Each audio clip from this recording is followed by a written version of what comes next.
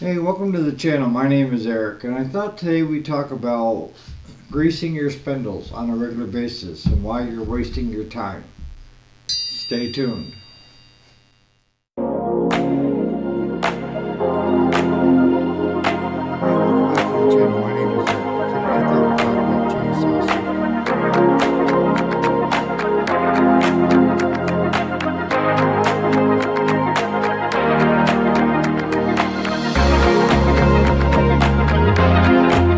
Alright, so most of your spindles for your lawnmowers and stuff that are coming through with zerk fittings either on the top or the sides.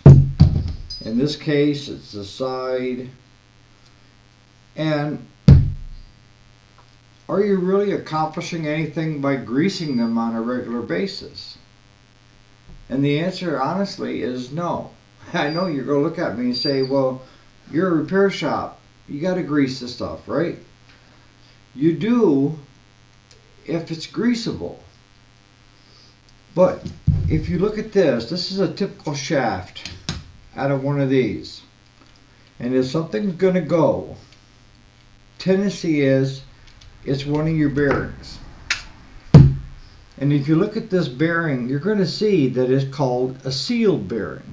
And it's called a sealed bearing because it's sealed. It's packed with grease, and then you have seals around.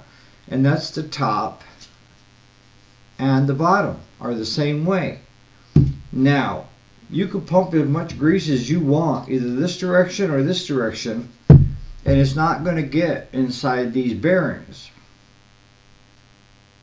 So what can you do to make it worthwhile to grease it? Well, one way is to take, I've seen the old timers doing it now.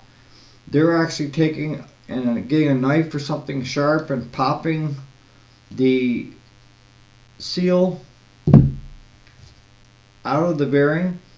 Same thing here on one side or the other. And then you got to be careful. You want to pack this with grease before you put it back together.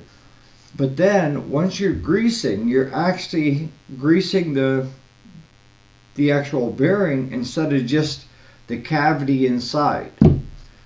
So most of your companies don't want to tell you that you're just wasting your time when it comes to greaseless bearings, whether it be your typical Craftsman.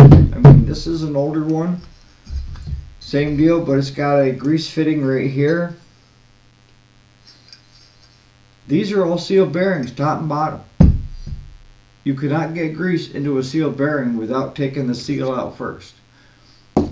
So I just thought maybe you might want to know. Alright, thanks so much for watching.